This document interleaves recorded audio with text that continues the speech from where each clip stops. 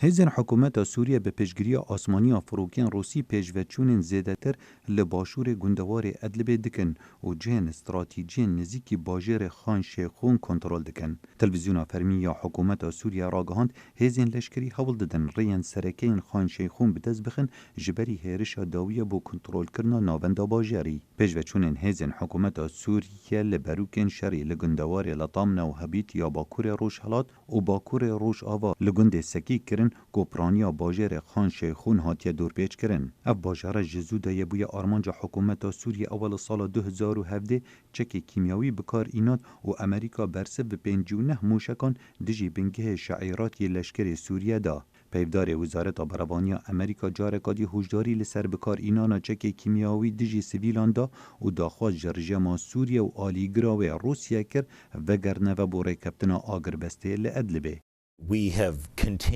بردوام داخواج همو آلیان باکور روجاوای سوریه کر و بتایبت ادلبه تون دو تیجیان را بگیرن ام بتایبت داخواج روسیا و رژیم سوریا دکین وگرنه و بوره کفتنا آگر بسته غیران کامروانی الادلبه هیا و رخصنه نحکومی دی بجنمه نزیکی 10 میلیون سویل کجبر بونه و چو جهنمانه بچنه.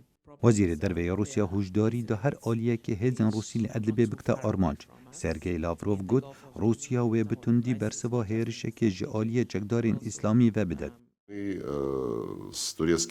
بوری گریه لوان تروریستان بگرن و داره گفتنا آگربستی بردوام به مب اشکره گوت اگر او هیریشان دجی دورا پاراستی بکن یا دجی لشکری سوریه یان سویلان یان بنگهن ازمانی روسیا لسوریه بکن امی برسوکه تند و هیریشن ازمانی بدن.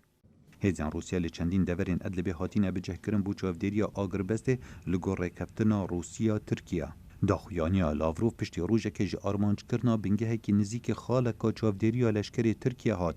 وزارت بروانی ترکیه کشتنا 3 کسان و برینداربونا 12 کسیندی دوی هرشه داراگهاند و بو اگرا راوستانا کاروان لشکری ترکیه. وزیر دروی ترکیه مولود چاوش اغلو گوت کاروان لشکری بو پاراستنا بنگه چوافدیریا لشکر ترکیه بو که 12 بنگه لعدلبه هنه. Güvenliğini sağlayacak. Erke karwan me parastina bingehê jmarano bû. Bingehên çavderî li gor rekeftina Rûsya û Tirkiye û Îranê bû. Em dê bingehên xwe li heman cihan bihêlin û hevalbendên me pêngavên parastina ewlehiya serbazên Tirk li Sûriya dehêvejin. اپراسیون لشکر حکومت سوری بسر ادلبه زیانه کامازم به سیویلان خست. لداویترین تو باران کرنا فروکین لشکری 8 کس هاتنه کشتن که 3 جوانا زاروگ بون و به دهان هزاران کس دی ناچار بون مالن خو بجه بهیلن. زحنا بالليل من شدة القصف والطيران. بشف جتو باران کرن و هریشن فروکا روین مالن مویران کرن ام بجلین خور روین و کفتین بن وانداران گلک زاروک و جند گل مداهنه.